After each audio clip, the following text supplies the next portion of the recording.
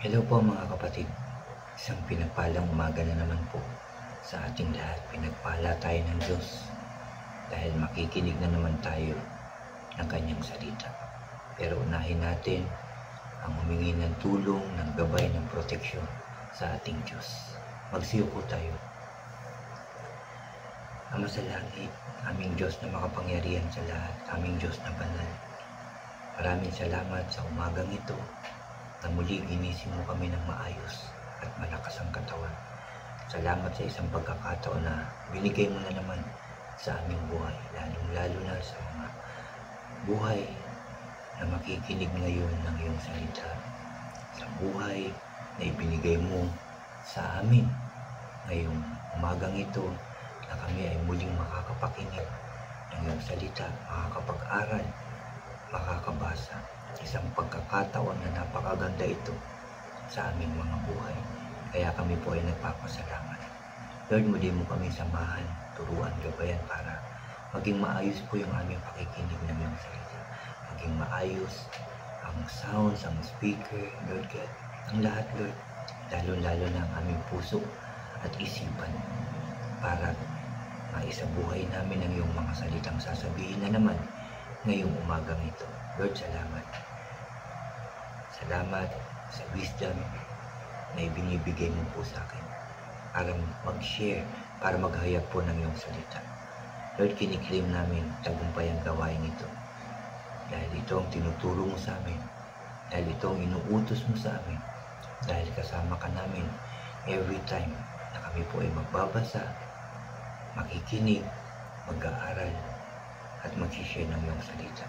Kaya tagumpay po ang gawain ito. Salamat, Lord.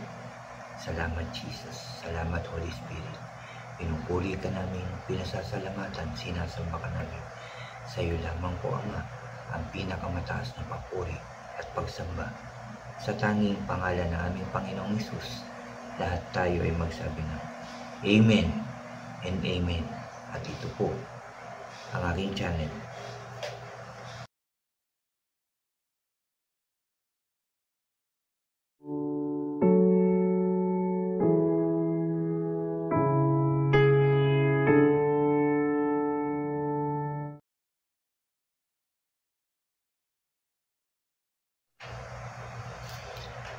Hello po ulit mga kapatid, ulitin ko lang isang pinagpalang umaga sa ating lahat mga kapatid. Pinagpala talaga tayo ng ating Diyos. Mabuti ang Diyos at mapagmahal ang Diyos.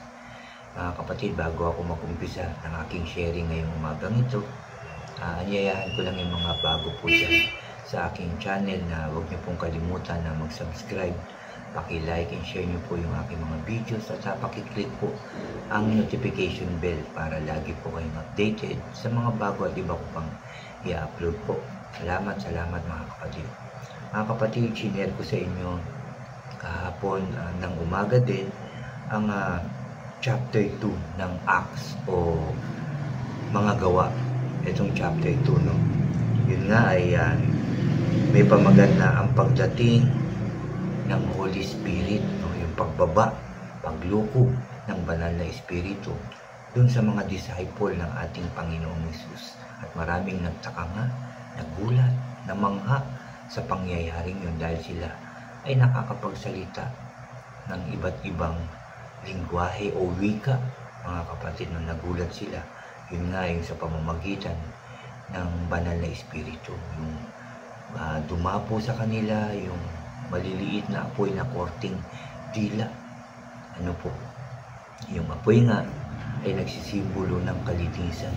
Dumapo sa kanila yon para linisin yung kanilang puso, isipan at buong pagkatao at para makapasok ang banal na Espiritu na kaloob ng ating Diyos na pangako ng ating Panginoong Hesus sa mga disciple niya, sa mga disipulo niya. Ano po? At dito nga po sa chapter 2 pa rin, pero verse 14 hanggang verse 21 po yung aking i-share sa inyo. Ulitin ko lang ulitin ko lang chapter 2 ng Acts, verse 14 hanggang 21 po ang aking i-share sa inyo ngayong umagang ito. At ito po ay may title o pamagat na ang mensahe ni Peter. Dito po ulit ako sa ang Biblia Pinoy version ko magbabasa. Pakinggan po natin ang salita ng Diyos. Kasama ang 11 apostles, tumayo si Peter at nagsalita ng malakas sa mga tao, mga taga-Judea at lahat ng nakatira sa Jerusalem. Makinig kayo. I-explain ko ang ibig sabihin nito. Hindi sila lasing gaya ng iniisip nyo. Kita nyo naman 9 AM pa lang. Itong nakikita nyo ngayon, ito yung sinasabi noon ni Propeta Joel. Ganito yung sinabi niya. Ito ang gagawin ko sa mga huling araw, sabi ng Diyos. Ibubuhos ko ang espiritu ko sa lahat ng tao. Ipoproclaim ng mga anak niyong lalaki at babae ang mensahe ko. Makikita ng mga vision o makakakita ng mga visions ang mga kabataang lalaki. At ang magkakaroon ng mga panaginip ang mga matatandang lalaki. Sa panahong yun, o sa mga panahong yun, ibubuhos ko ang espiritu ko pati sa mga nagsiserve sa akin na lalaki at babae. Ipoproclaim nila ang mensahe ko.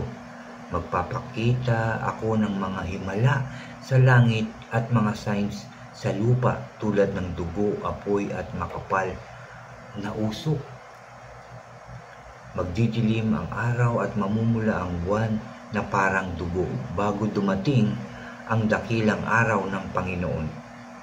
At sabi rito, pakinggan natin, at maliligtas ang sinumang tatawag sa Panginoon. Amen and amen. Yan ang salita ng Diyos. Kaya salamat sa ating Diyos. Nangyari talaga yung pinapangako ng Panginoong Hesus na pagbuhos ng banal na espiritu sa kanyang mga tagasunod. Mga kapatid, nangyari. Bumuhos talaga sa mga disipulo ng ating Panginoong Hesus yung banal na espiritu. At yun nga nangyari ng araw ng Pentecost, mga kapatid. At dito nga, maraming mangyayari. Bubuhos at maraming mangyayari. At marami na tayong nakikitang nangyayari ngayon na nasa Biblia mismo, nakasulat mismo, sinabi mismo ng Diyos, sinabi mismo ng Panginoong Hesus, at sinabi rin mismo ng mga messenger ng ating Diyos. Di ba po lahat sinabi? At ito po ay nangyayari na. Pero may pangako pa rin ang Diyos. May pangako pa rin ang Panginoon sa atin. Mangyayari ang lahat. Mangyayari, sabi nga dito, magdidilim ang araw at mamumula ang buwan na parang dugo bago dumating ang dakilang araw ng Panginoon. May sinabi po siya. Diba po sa last part? At yun ang kanyang pangako. At lahat ng sinabi sa Biblia, ito po ay mangyayari. At nangyayari na nga po ito ngayon. Nararamdaman niyo po ba? Nakikita niyo na po ba yung mga katuparan ng salita ng ating Diyos? Yung mga sinabi noon, nararanasan niyo na po ba? Nararamdaman niyo po ba? Nakikita niyo po ba? Ano po ngayon ang inyong nararamdaman? Naging ulitin natin. Naging madasalin po ba kayo? O wala? Ganyan na talaga. Dahil makasalanan ng mga tao, mangyayari na yan. May mga naririnig pa nga ako. Mauubos na tayong lahat. Yan ang mga sinasabi nila. May iba naman, katuparan niya ng salita ng Diyos, kaya manalangin tayo, sabi niya. Kaya magbalik loob na tayo sa ating Diyos. Lumapit, humingi ng tawad, at magsisi. Yan talaga ang dapat nating ginagawa, mga kapatid. Dapat noon pa, pero may pagkakataon pa. Pero wag na nating antayin na itong pagkakataong ito ay mawala pa. Hindi po ako nananakot. Ito po ay galing mismo sa salita ng ating Diyos, at ito nga po ay nangyayari na. Nakikita niyo po ba Nababasa niyo po ba, napapanood niyo? Sinasabi na parating na ang Panginoong Hesus. Babalik na siya para kunin yung mga naging tapat sa Kanya, para kunin yung mga sumunod sa Kanyang mga salita. Ginawa, hinayag ang Kanyang mga salita. Yan ang Kanyang babalikan, mga kapatid. At ito nga po ay mangyayari. At ang Diyos lang ang nakakaalam nito. Maraming signs tayong nakita, narinig, nabasa, di ba po? At nangyayari na. Sabi ko nga kanina, ano po ang ating nararamdaman? Tayo po ba ay natatakot o baliwala lang ito? Kung baliwala lang ito, dahil ikaw ay nasa sa Diyos, tama po yun. Pero kung ikaw po ay sasabihin mong baliwala lang yun dahil ako'y makasalanan, mamamatay naman lahat ng tao. Okay, pero sa pananalitang yun, parang wala na tayong pag-asa. Mamamatay na lang ng ganun. Meron po tayong pag-asang lahat. Meron po tayong Diyos na pwede nating lapitan. Humingi ng tulong sa pangalan ng Panginoong Hesus. At maririnig po ng Diyos yung ating sasabihin. Yung paghingi natin ng tulong, ibibigay niya yun. Yung paghingi natin ng tawad, patatawarin niya tayo. Pag nagsisi tayo, hindi niya tayo pababayaan. Kasi nga, ang sabi nga po dito sa verse 21, at maliligtas ang sinumang tatawag sa Panginoon. Tumawag ka na ba? Nag-pray ka na ba? Nagsisi ka na ba? O humingi ka na ba ng tawad na galing sa iyong puso? Kung yan ang ginawa mo noon pa, salamat sa ating Diyos dahil binigyan niya tayo ng chance para magsisi, no?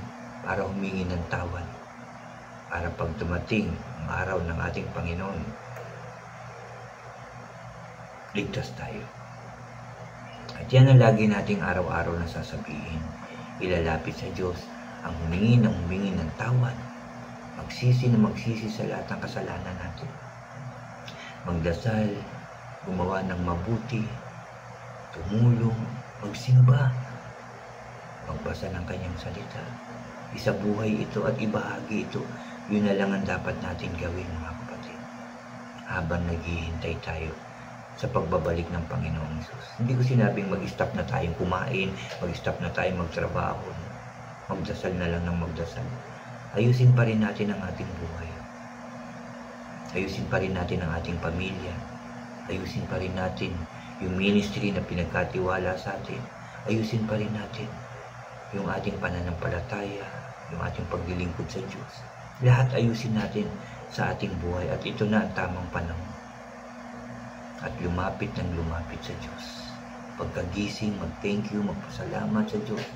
Humingi ng guidance, ng protection, kasama ng pamilya, trabaho. Kahit nasa trabaho, mag-pray, magpasalamat sa lahat ng biyaya, nakauwi, salamat, mag-pray. Bago matulog, lapit sa Diyos, humingi ng tawad, magpasalamat. Yan po, magbasa ng Bible, pag may pagkakataon. Dahil may oras naman talaga tayo para makapagbasa pa ng salita ng Diyos. At ibahagi natin ito sa ating pamilya at sa ating kapwa para malaman din nila. Para sila rin ay humingi ng tawad, magsisi, magbalik loob sa Diyos at humingi ng tulong.